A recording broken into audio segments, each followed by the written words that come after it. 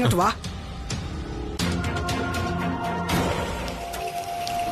ശ്രീദേവി, എല്ലാരും ഇങ്ങോട്ടൊന്ന് വന്നേ. വാ. ഇവിടെ താമസിക്കുന്നവരെ നല്ല ബെസ്റ്റ് പറ്റിപ്പ് പാർട്ടികളാ. നാട്ടിൽ നിന്ന് ഒളിച്ച് ഇവിടെ വന്ന് താമസിക്കുക. ചുമ്മാതാ. ഞങ്ങളുടെ സ്വത്ത് കൂടി അടിച്ചു മാറ്റിയിട്ട്. ശ്രീദേവി, മിണ്ടായിരിക്കും മനുഷ്യ. ഇതിനകത്തുള്ളവരെ പകൽമാന്യരാ, പകൽമാന്യര്. കൂടപ്പറപ്പിന്റെ ഓഹരി മുഴുവൻ പിടിച്ചു പറിച്ചിട്ട് നാട്ടിൽ നിന്ന് വന്നിരിക്കുക. ചേച്ചി. ചേച്ചിയോ? താനാരാ? ഞാനേ ഈ ഫ്ലാറ്റിലെ അസോസിയേഷൻ സെക്രട്ടറിയാ. എന്നാലേ സെക്രട്ടറി, ഈ 6B ഫ്ലാറ്റുകാരെ ഒന്ന് സൂക്ഷിച്ചോണേ. തറവാട് വകയും വീട് മുഴുവനും തട്ടിയെടുത്ത ആൾക്കാരാ. ഈ അഭ്യാസം കൊണ്ടൊന്നും ഒരു കാര്യവുമില്ല. കേട്ടല്ലോ, നിങ്ങൾ കേട്ടല്ലോ. ഇതാണ് കയ്യിലിരിപ്പ്. ഉണ്ണിത്താനെ, ആരാ ഇവരൊക്കെ? ഞാൻ പറഞ്ഞുതരാം. ഇദ്ദേഹത്തിന്റെ അനിയനാണ് ഇത്. ഞാൻ വൈഫ്. സ്വത്തിന്റെ കാര്യം സംസാരിക്കാൻ വന്നപ്പോ ഫ്ലാറ്റിൽ നിന്ന് ഇറങ്ങിപ്പോനാ പറഞ്ഞത്. കള്ളം പറയുന്നു. മഹാദേവ, നിന്റെ ഭാര്യ വിളിച്ചോണ്ട് വന്നോക്ക്. പിന്നെ വന്ന കാര്യത്തിന് തീർപ്പുണ്ടാക്കാതെ ഞാൻ ഇവിടെ ഇറങ്ങത്തില്ല. കുഞ്ഞമ്മേ, എന്താ? തറവാടുമായിട്ട് ബന്ധപ്പെട്ട കാര്യമല്ലേ, അതിവിടെയല്ല ചർച്ച ചെയ്യേണ്ടത്. അച്ഛൻ മങ്കൊമ്പിലേക്ക് വരും, നമുക്ക് അവിടെ വെച്ച് സംസാരിക്കാം. പറ്റിച്ച് പറഞ്ഞുവിടാനാണോ? അല്ല, അച്ഛൻ വരുമെന്ന് പറഞ്ഞാ വന്നിരിക്കും. അല്ലാതെ ഇവിടെ നിന്ന് ഒച്ച വെച്ചതുകൊണ്ട് എന്താ ഗുണം? വെറുതെ സമയം കളയാന്നല്ലാതെ. ശ്രീദേവി, എന്നാ പിന്നെ നമുക്കങ്ങ് പോയാലോ? മരുമോൾ ഇത്രയെങ്കിലും ഒഴിഞ്ഞു. അഭിപ്രായം പറയേണ്ട ആള് മാത്രം ഒന്നും പറഞ്ഞില്ല. എന്റെ അഭിപ്രായമാണ് മീര പറഞ്ഞത്. ഞാൻ തറവാട്ടിലേക്ക് വരുന്നുണ്ട്, അപ്പൊ സംസാരിക്കാം. അയ്യോ,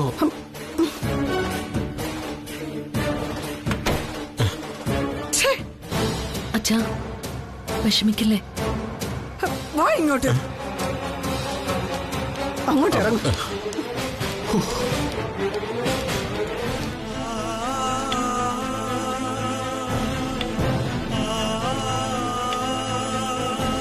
ഫുഡ് പറഞ്ഞിട്ട് കുറെ സമയമായല്ലോ. ഒരു 2 മിനിറ്റ് സർ. 5 മിനിറ്റ് മുമ്പ് നിങ്ങൾ ഇത് തന്നെയല്ലേ പറഞ്ഞത്? Sorry sir, onion dosa റെഡിയാവണ്ടേ?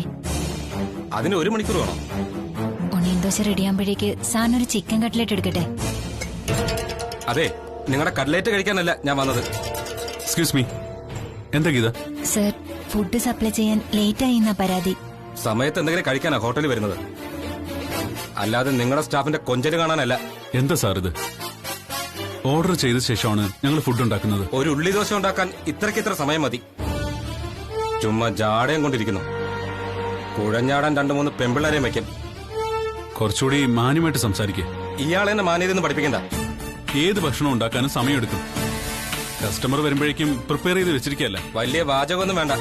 Onion dosa ഇപ്പൊ കൊണ്ടുവരാ സർ. ഇനി തന്നെത്താനും കഴിച്ചാൽ മതി, അല്ലെങ്കിലേ നിങ്ങളുടെ മുതലാളി കൊണ്ട് കൊടുക്ക. ഏയ് മിസ്റ്റർ, ഈ കുട്ടി ആദ്യം തന്നെ സോറി പറഞ്ഞു. പിന്നെ നിങ്ങളിങ്ങനെ മോശമായിട്ട് സംസാരിക്കുന്നത് ശരിയല്ല. ഞാൻ എങ്ങനെ സംസാരിക്കണമെന്ന് തീരുമാനിക്കുന്നത് നിങ്ങളല്ല. എന്താ സർ പ്രോബ്ലം? അടുത്ത ആള് വന്നല്ലോ. മോൾ എല്ലാ പ്രോബ്ലവും പരിഹരിച്ചു കൊടുക്കുന്ന ആളാണോ? Mind your words. ഞാൻ കസ്റ്റമറാണ്, സൂക്ഷിച്ച് സംസാരിക്കേണ്ടത് താനാ. നിങ്ങൾ പ്രശ്നം ഉണ്ടാക്കാൻ വന്നതാണെന്ന് തോന്നുന്നല്ലോ. പ്രശ്നം ഉണ്ടാക്കാനാണെങ്കിലോ? അതിവിടെ പറ്റില്ല. നിങ്ങൾ പോണം, ഇറങ്ങി പോണം മിസ്റ്റർ. ഞാൻ ഇപ്പൊ പോവാം, പക്ഷെ താൻ സൂക്ഷിച്ചോ, വിവരം അറിയാം.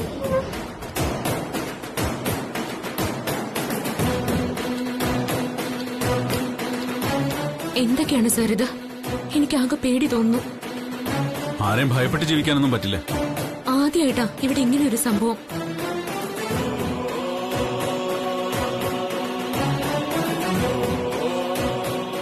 സാറിന് ഇതെന്തു പറ്റി? ഇനി ഇതിന്റെ പേരില് ആ പോയ ആൾ എന്തെങ്കിലും പ്രശ്നം ഉണ്ടാക്കുമെന്ന എന്റെ പേടി.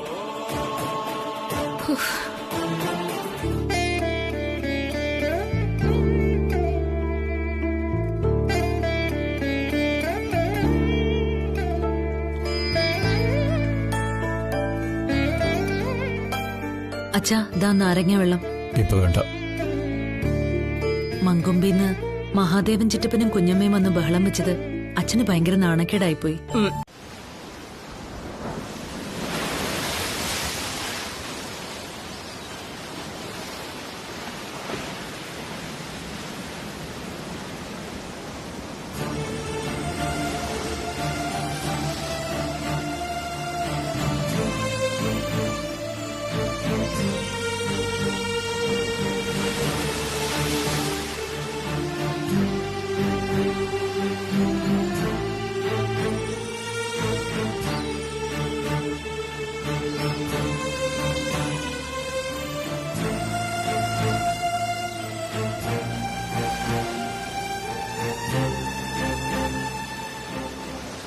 സാമാന്യം പക്വതയുള്ള കുടുംബ സുഹൃത്തെന്ന നിലയ്ക്കാണ് അരവിന്ദരാജയെ കാണണമെന്ന് ഞാൻ ആവശ്യപ്പെട്ടത്.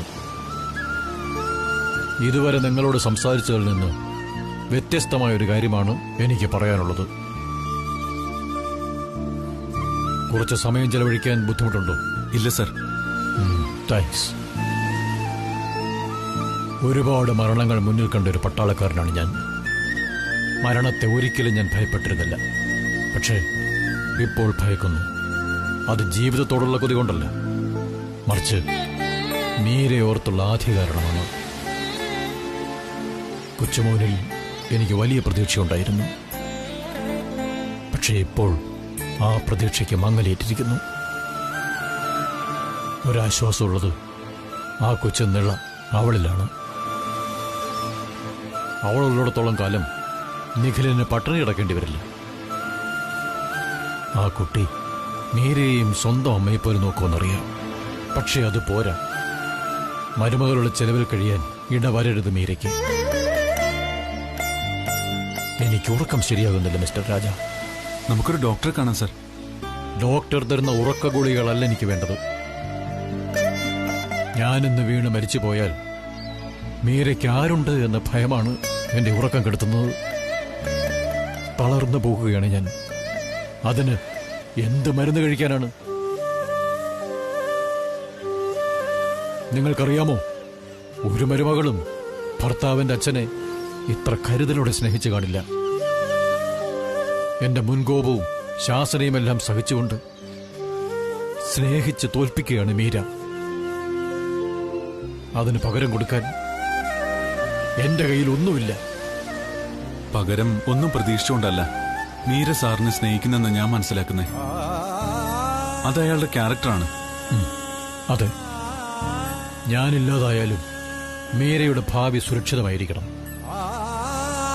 ഒരു തരത്തിലുള്ള അലട്ടലും അവൾക്കുണ്ടാവാൻ പാടില്ല. ആ ഒരു ഉറപ്പില്ലാതെ കണ്ണടഞ്ഞു പോയാൽ എന്റെ ആത്മാവിന് ഗതി കിട്ടില്ല. സാർ,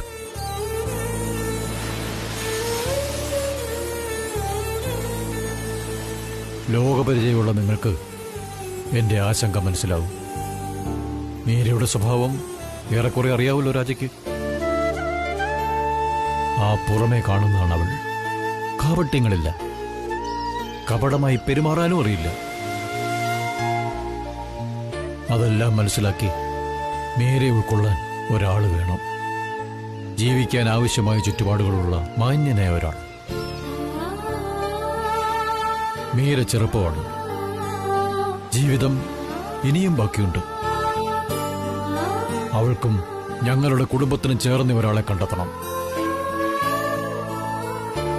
മീരെ ആ കൈകളിൽ ഏൽപ്പിക്കണം.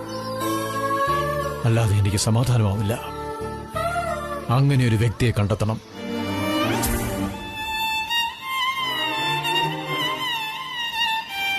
ആ ദൗത്യം ഞാൻ അരവിന്ദരാജെ ഏൽപ്പിക്കുകയാണ്.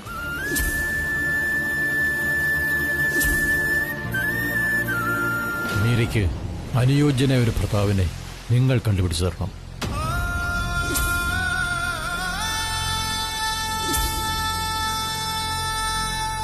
സഹായിക്കില്ലേ? സഹായിക്കണം.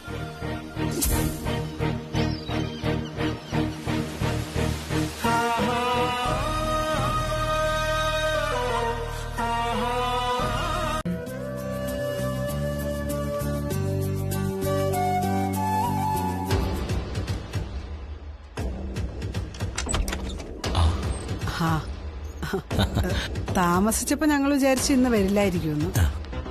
ആ, ഇത് നിഖിലിന്റെ പെണ്ണല്ലേ? ആ പ്രയോഗം കൊള്ളാം. നിഖിലിന്റെ പെണ്ണ് കലക്കി. ഇനി നിഖിലിനെ കാണുമ്പോ നീലയുടെ ചെക്കൻ എന്നും പറയാം. ഞങ്ങൾ ഇവിടെ ഉണ്ടെന്ന് വെച്ച് സ്ഥിരമായിട്ട് ഇവിടെ അല്ല.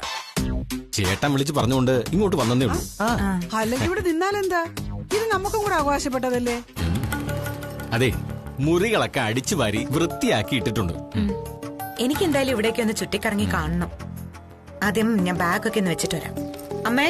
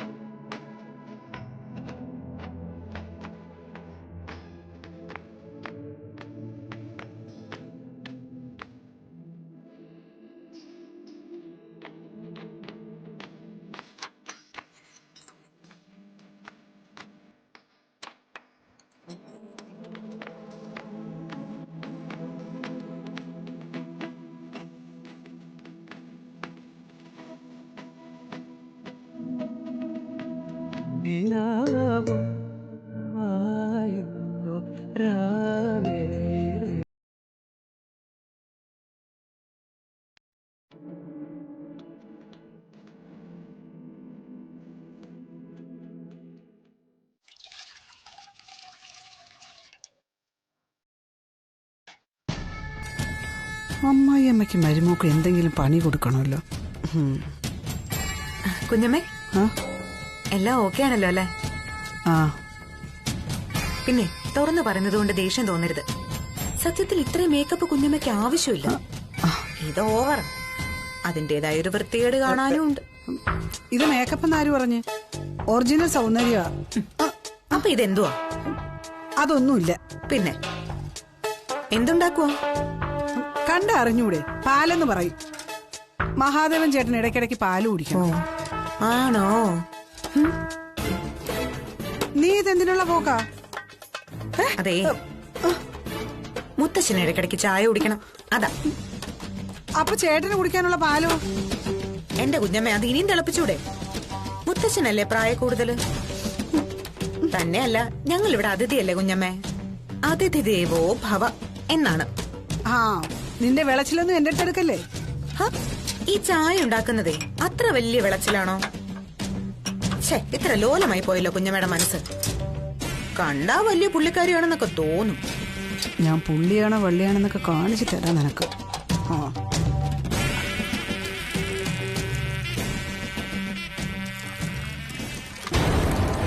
മുത്തശ്ശൻ പറഞ്ഞതേ ചിറ്റപ്പനും കുഞ്ഞമ്മയും അപ്പുറത്ത് നിങ്ങളുടെ വീട്ടിലാ താമസമെന്നാ. പക്ഷെ അടുക്കള കണ്ടിട്ട് നിങ്ങൾ സ്ഥിരം ഇവിടെയാണെന്ന് തോന്നുന്നല്ലോ. ആഹാ, അടുക്കള നിന്നോട് അങ്ങനെ പറഞ്ഞോ? ഒരു കണ്ടുപിടുത്തം. വലിയ CID ആവല്ലേ? അതൊക്കെ അങ്ങ് മീരയുടെ അടുത്ത് മതി. ഞങ്ങൾ അപ്പുറത്ത് തന്നെയാ താമസം. വല്ലപ്പോഴും ഇവിടെ വന്നൊന്ന് വൃത്തിയാക്കിയിടും. വലിയേട്ടനെ തറവാടിനോട് സ്നേഹം ഇല്ലെങ്കിലും ഇവിടുത്തെ ചേട്ടനെ തറവാടെന്ന് വെച്ച ജീവനാ. ഞങ്ങൾക്കുള്ള 3 ഗ്ലാസ് ചായ ഞാൻ എടുത്തു. ചിറ്റപ്പനും കുഞ്ഞമ്മയ്ക്കുള്ളത് പാത്രത്തിലുണ്ട്, എടുത്തോണേ. ഇവിടെ തലയിലോട്ട് ഒഴിക്കുക വേണ്ടത്. തങ്കച്ചി കുഞ്ഞമ്മ ഇപ്പൊ എന്തേലും പറഞ്ഞോ? ഇല്ല. ആ, മനസ്സിൽ ഓർത്തേ ഉള്ളൂ അല്ലേ? ഇവളെ ഞാൻ ഇനി ഇവളിതിനകത്ത് കേറുന്ന എനിക്കൊന്ന് കാണണം.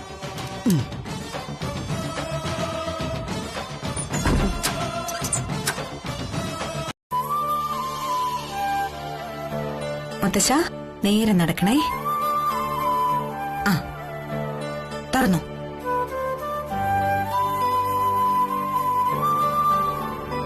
ഭഗവാനേ, കൃഷ്ണ ഗുരുവായൂരപ്പ. ആ, നേരെ പോണേ. അമ്മയ്ക്ക് വിടട്ടെ. തൊഴുതോ.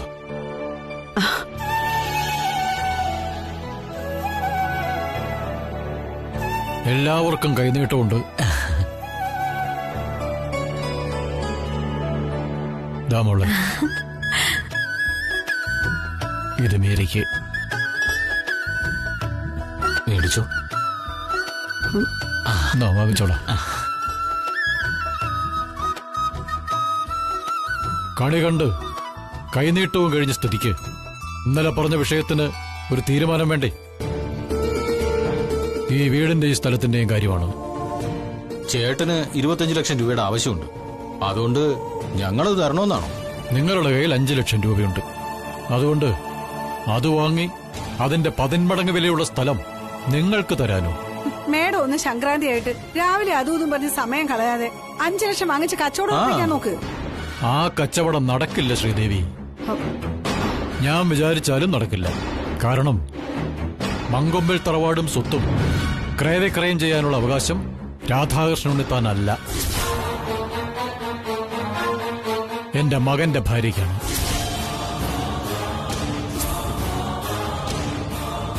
മീരയ്ക്കാണ്. അച്ഛാ, അതെ, സൈനിങ് അതോറിറ്റി മീരയാണ്.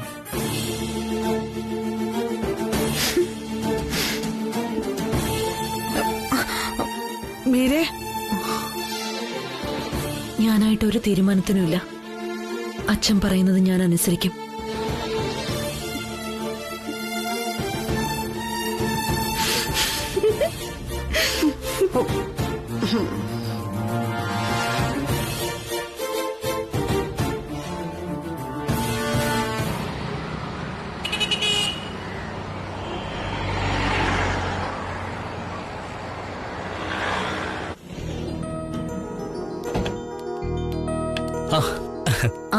നിഖില് ഞങ്ങളും വരുന്നത് കാത്ത് നിൽക്കുകയായിരുന്നോ? എവിടെ? വായി നോക്കി നിന്നപ്പോ നമ്മൾ യാദൃശ്ചികമായി വന്നു. അപ്പൊ കാത്തു നിൽക്കുന്നതായിട്ട് അങ്ങ് ഭാവിച്ചു. അത്ര തന്നെ. മറ്റുള്ളവർക്കും അവനവന്റെ സ്വഭാവമാണെന്ന് വിചാരിക്കുന്നത് അത്ര ശരിയല്ല. നമുക്ക് അകത്തേക്ക് കയറിയിട്ട് തർക്കം ആരംഭിക്കാൻ മുത്തശ്ശ, അതായിരിക്കില്ലേ നല്ലത്?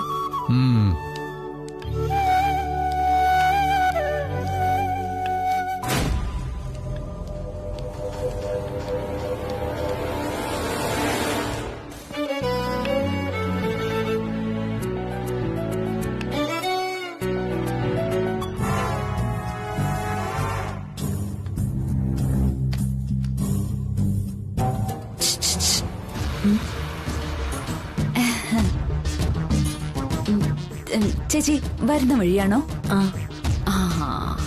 എങ്ങനെ ഉണ്ടായിരുന്നു യാത്രയൊക്കെ? അടിച്ചു പൊളിച്ചോ? തറവാട്ടി പോയതല്ലേ വിമലെ? എന്നാലും ചേച്ചി പെട്ടെന്ന് ഇങ്ങ് വന്നല്ലോ. ഞാൻ കരുതിയേ ആലപ്പുഴന്ന് ബാംഗ്ലൂരൊക്കെ പോയിട്ട് ചേച്ചി തിരിച്ചു വരുള്ളൂന്നാ. ബാംഗ്ലൂരോ? ഞങ്ങൾ എന്തിനാ ബാംഗ്ലൂർ പോന്നെ? അവിടെ അല്ലേ നിഖിലിന്റെ ഹെഡ് ഓഫീസ്. നേരിട്ട് സങ്കടം പറഞ്ഞാലേ ചിലപ്പോ ശിക്ഷ റദ്ദാക്കിയാലോ? വിമല പറയുന്നത് എനിക്ക് മനസ്സിലാവുന്നില്ലല്ലോ. ഓ, ഒന്നും മനസ്സിലാവുന്നില്ലെന്ന് മീരച്ചി നടിക്കുന്നതല്ലേ? സ്വന്തം മകന്റെ ജോലിയുമായി ബന്ധപ്പെട്ട് ഒരു പ്രധാന വിഷയം ഉണ്ടായിട്ടും അമ്മ അറിയാതിരിക്കോ? അതും മീര ചേച്ചി പോലൊരമ്മ.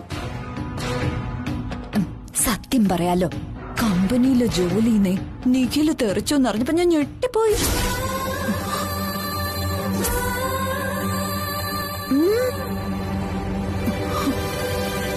എന്താ വിമല പറഞ്ഞത്? എനിക്കിത് വിശ്വസിക്കാൻ കഴിഞ്ഞില്ല ചേച്ചി. അപ്പോഴുണ്ട് ഇതേ അടുത്ത സംഗതി.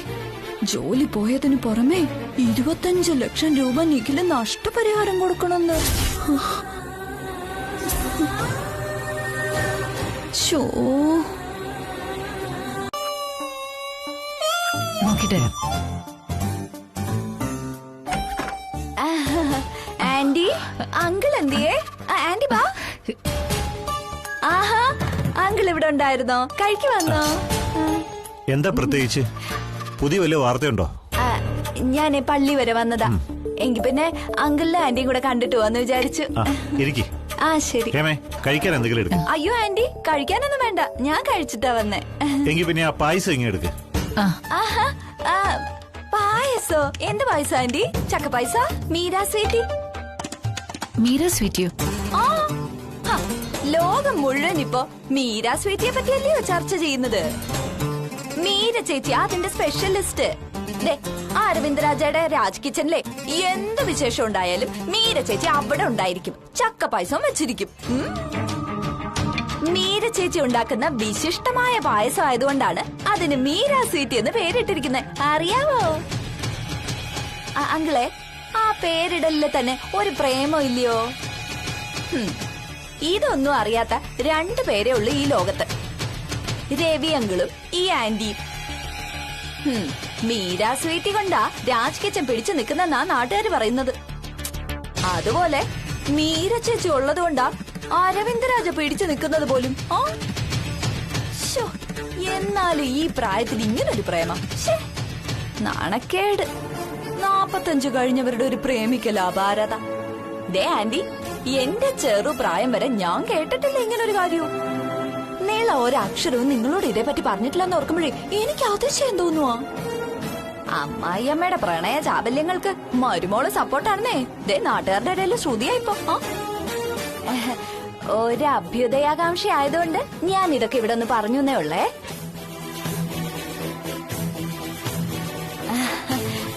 പിന്നെ അങ്കിളെ, മറ്റേ കാര്യം അറിഞ്ഞു കാണുമല്ലോ, മരുമോന്റെ ജോലി പോയ കാര്യം.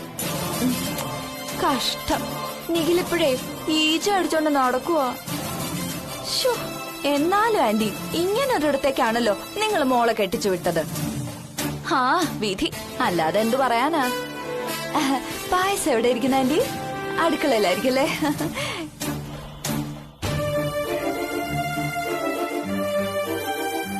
ഇത്രയും കേട്ട സ്ഥിതിക്ക് നമ്മൾ അന്വേഷിക്കാതിരിക്കുന്നത് ശരിയല്ല രവിയേട്ട. ഞാനും അത് തന്നെ ആലോചിച്ചത്. അറിഞ്ഞ കാര്യത്തിൽ എന്തെങ്കിലും സത്യമുണ്ടോ എന്ന് ഉറപ്പാക്കണം. രാജ് കിച്ചണിലേക്കൊന്ന് പോവുക തന്നെ.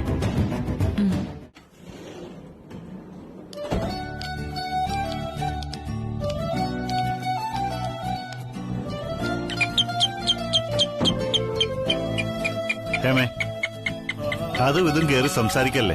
നമ്മൾ വന്നതേ പ്രശ്നം ഉണ്ടാക്കാനല്ല.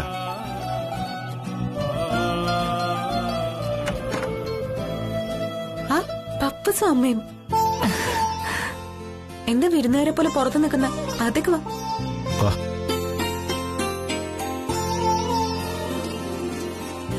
സ്വാഗതം ചെയ്യുന്നു നിങ്ങളുടെ സ്വന്തം പ്രോഗ്രാം മാജിക് കിച്ചണിലേക്ക്. അപ്പോ പുതിയൊരു റെസിപ്പിക്കായി തയ്യാറായിക്കോളൂ. പാനിലിതാ എണ്ണ ചൂടായി കഴിഞ്ഞു. 2 വലിയ സ്പൂൺ ചില്ലി സോസ്,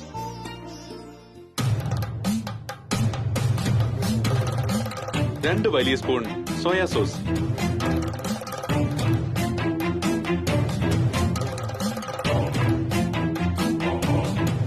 എന്നിവ 1/2 കപ്പ് വെള്ളം ചേർത്ത് നന്നായി വേവിച്ചെടുക്കണം.